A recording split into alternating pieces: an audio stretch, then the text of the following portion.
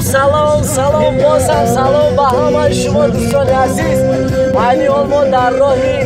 دوشنبه عینی همراه اکر حسین جان قرار داریم و میشی تا بریم سوی دوشنبه شهر عزیز تحت موسیقی فورانک ناباور چندان رو برای ما زمزمه کرده ایستاده است و میرویم به دوشنبه شهر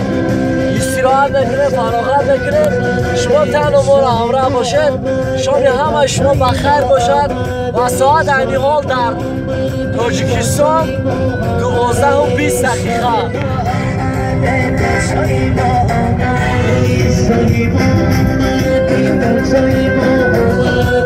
شاهی ما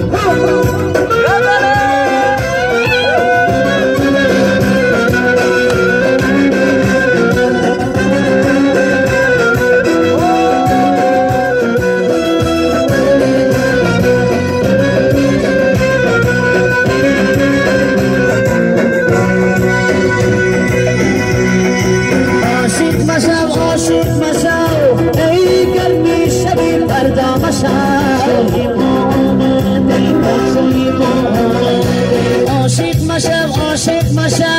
ای گرمی شبی فردا مشو شاهی ما آمده پادشاهی ما آمده عاشق مشو ای گرمی شبی فردا مشو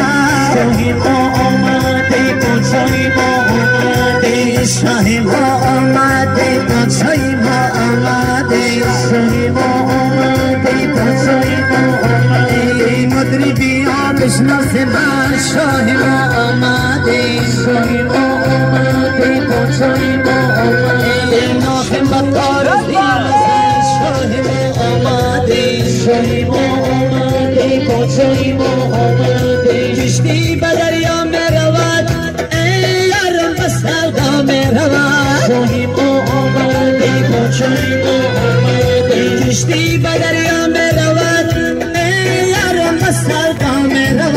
شاهی ما آمده پادشاهی ما آمده شاهی ما آمده پادشاهی ما آمده شاهی ما آمده پادشاهی ما آمده در هر چمن 300 گلی 366 گله